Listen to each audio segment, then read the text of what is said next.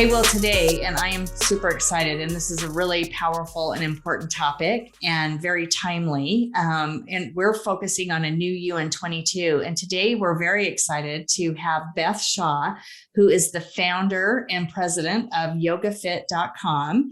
She is also a best-selling author. She has a bachelor's degree in business administration and nutrition and is trained yoga therapist and anger management specialist. Did I hit on everything? Yes. You are quite the impressive lady, but we're so excited to meet with you. And we've talked a lot about your work, but we'd like to first hear a little bit about how you got started into this and then dive in deeper after that. Okay. I taught myself how to do guided imagery and meditation when I was 6 years old because I suffered from really bad migraine headaches. And no one in my family, was really that concerned about what was going on with me. So through doing guided meditation in particular, I was able to cure myself of the migraines permanently. I've been doing yoga poses since I'm a child, but I didn't really know what they were at the time. At age 15, a couple of years after my parents got divorced, my mother joined the gym. And I started going with her. So I've been in the gym lifting weights since age 15. Studying nutrition since college because I was in a car accident and I met some great chiropractors who were really into food combining. And they had me read a book called Fit for Life, which still remains, the philosophy of that book still remains with me. And I started practicing formal yoga in my early 20s. I've been all over the world, spent a lot of time in India, and saw a need in the marketplace for safe, user-friendly, effective yoga that didn't use Sanskrit and too complicated poses that everybody would feel successful doing and would benefit from.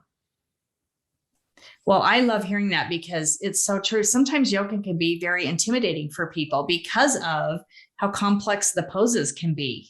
But I would love to hear more about your work goes into, when we talked earlier and met originally, we talked about mental health and stress and anxiety and depression and how yoga is a benefit for that. How does that play a role? Tell us a little bit about your work on that. Well, my most recent book is called Healing Trauma with Yoga, and coincidentally, it came out 2 months before the pandemic.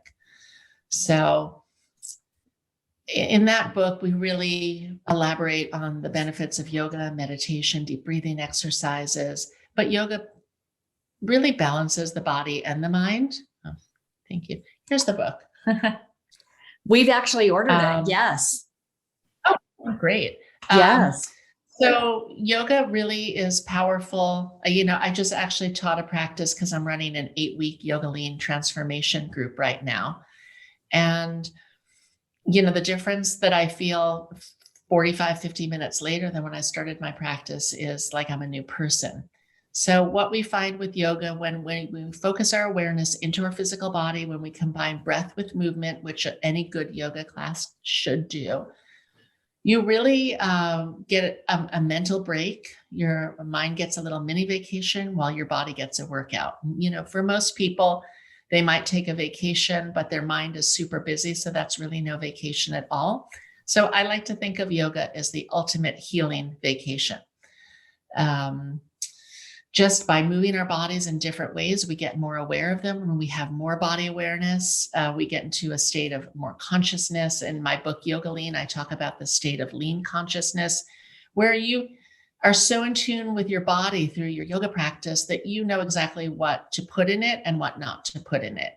And that's very powerful because we're bombarded constantly with messages of unhealthy food. Every commercial that's on television is, either for a pharmaceutical or for food and not healthy food. So there's a big lack of education in the country in terms of how to eat and how to take care of your health and how food is really your medicine and the importance of eating just clean, fresh, healthy food. So I'm getting a little off topic, but that's a subject I'm very passionate about. Well, I think what I'm hearing from you, and when I'm thinking about yoga, on the surface, we look at it as a form of exercise. And I'm not speaking for everyone that's listening, but it is another practice that we can incorporate in terms of exercising and being fit physically. But what you're saying is there's this aspect to yoga that is a mental, and when we're talking about mental health and we're talking about healing, or we're also want to incorporating mindfulness, but mostly healing our bodies. You're saying yoga allows us to be more in line with our bodies, which gives us that presentness. Where is that healing? What is the part of yoga that you're saying is creating a healing space for people that are experiencing trauma? Well, for trauma in particular, any traumatic event is lodged in the body. You can have memories of things, but we're physical creatures. And so we experience everything physically. A door slams behind you, you'll jump in a state of surprise. So chances are, whether you had childhood trauma or adult trauma, you've had some trauma in your life. And what happens then is that our prefrontal cortex, our executive function, starts to diminish in its capacity. So we're not making smart, healthy, or rational choices. And we're in a sense of fight or flight all the time. And what fight or flight does to our physical bodies is we're constantly releasing cortisol. Our insulin levels are elevated. We are just holding this stress and tension, ready for, what's coming at us next. And it leads to heart disease. It leads to inflammation in the body, which then can lead to dementia and Alzheimer's. So trauma affects the body, trauma affects the brain. Through the practice of yoga, as we start to become more present to our bodies and we're opening our bodies up in these postures, we start releasing. I remember years ago working with a client who had had a heart attack and then heart surgery, and he got a chest expansion, and he kind of had a spontaneous memory of that. If someone has a hamstring issue and they injured their hamstring doing cheerleading, like that's going to be in the body. So everything's in our bodies. Yoga helps us release from the body and the mind. So, I know that you are speaking at conferences, you're speaking at universities, you're putting the message out there to bring people more, or at least more education around yoga and more awareness around it. What is your biggest message that you want to say about why yoga and why should we be considering it as a practice in our life? Well, because first of all, you don't need any equipment to do yoga. I mean, you can use a mat, it's helpful, but you don't need to. And there's so many of these postures that you're pushing, you're pulling, you're working against your own body weight, you're building strength, you're creating flexibility, you're creating, better balance, which is very helpful as we get older, we lose our balance. And, more importantly, we're clearing the mind. So we're just, and we're also opening ourselves up to universal consciousness and a sense that we are all one, but we are in these physical bodies that we need to take care of. These bodies have to last us a lifetime, however long that is. And there's a science of epigenetics that Bruce Lipton talks a lot about. And that is that even if something is in your DNA, some type of a physical issue or malady, we don't have to be our DNA. And through the practice of yoga and meditation, and healthy eating and healthy lifestyle, we can change our gene expression, which I think is super powerful for people to know, that they're not prisoners of the story, but they are really the creators and co-creators of their physical and mental health. And then we give people tools to take control of their physical and mental health. And so they have the tools that they need that they can implement themselves, as opposed to waiting around to go to a trained professional. Or, by the time we get to a doctor, a lot of times we're sicker than we would like to be. So it's just about empowerment, and yoga really gives us, just with, engaging our good posture muscles and some deep breathing, some really good self-confidence and sense of self in a very powerful, holistic, and profound way. Oh, I love that. And I would say, and just I have a question for you after here now we're 2 years into the pandemic. Um, I was curious what your business looked like prior to the pandemic and what it looks like now. I know you mentioned you're doing a lot of online courses. You're all across the country. And I'm not sure if you're outside of the US. We are. That's wonderful. I think we did talk about that a little bit, but what are you seeing is a real need right now for people? Like, and what was your experience pre-pandemic and now where we are? We thought we would be out of it, but we're still in it a little bit to this day. Pre-pandemic, and again, we've been operating as a school for over 24 years now. So pre-pandemic, we were running 15 conferences a year across North America. And we were also running about 1,000 weekend trainings live worldwide. Wow. So, I was traveling around presenting at other people's conferences, having our own conferences. I didn't realize what a great life that was until it was no longer. So we had to switch our business model within 3 weeks after the COVID lockdowns to online. And we did a lot of online training in 2020. In 2021, we're finding that people are getting Zoom fatigue, but they're still afraid. Not all of them, but a lot of people are afraid to go back to live events. So we're kind of in a very strange in-between place right now. I think it's been such a boom for people to have where we're locked in, people that have been home now have so many options to do exercise, whatever it is, online, which is such a great thing for us now. But do you see the trend staying, or do you think people want to go back to live? I guess is what I'm trying to get at is you're kind of in between, but where do you see the need and the desire? We're social creatures. Unfortunately, we've been stripped of the opportunity to go to church, to gather in groups, to uplift each other in however way we do that. At our Yoga Fit Mind Body Fitness conferences, the energy is always amazing, and people interact with like-minded people and they meet new friends, and there's such a strong sense of community. We're having the events, we're having a lot of live conferences. I just got back from the one we had in Palm Springs.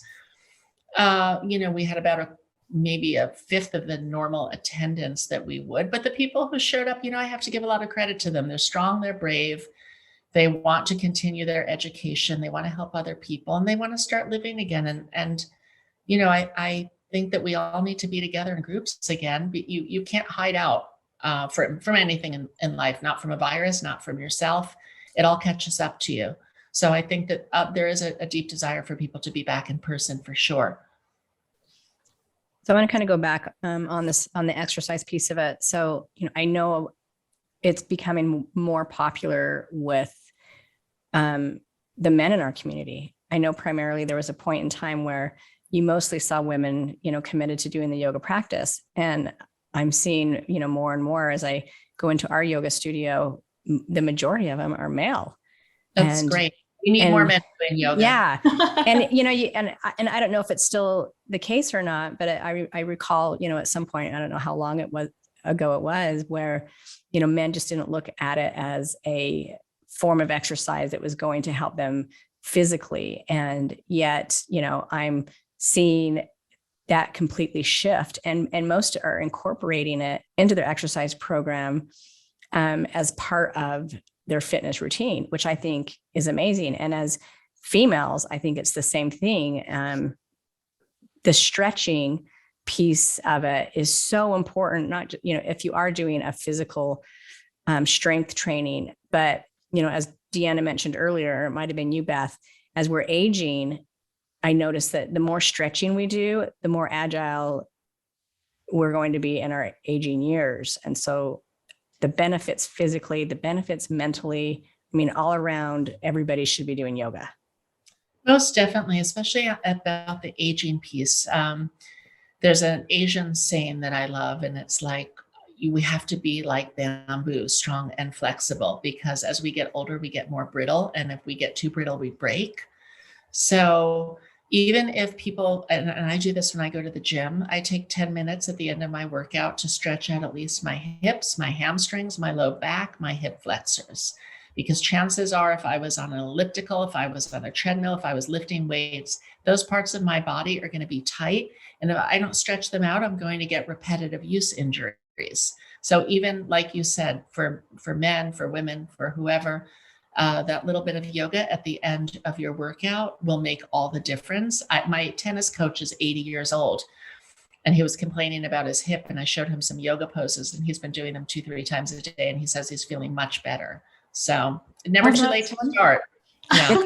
It's a game changer. And so, with the whole physical piece, which I think is such a benefit, I want to dive a little bit more into the mental health, because we know it's a conversation that has been more profound in the last few years. I think as it relates to depression, anxiety, suicide. And I really want to talk on how can we get the message out there, how yoga can be a tool, and why is it such an important tool if you are struggling in any of those areas?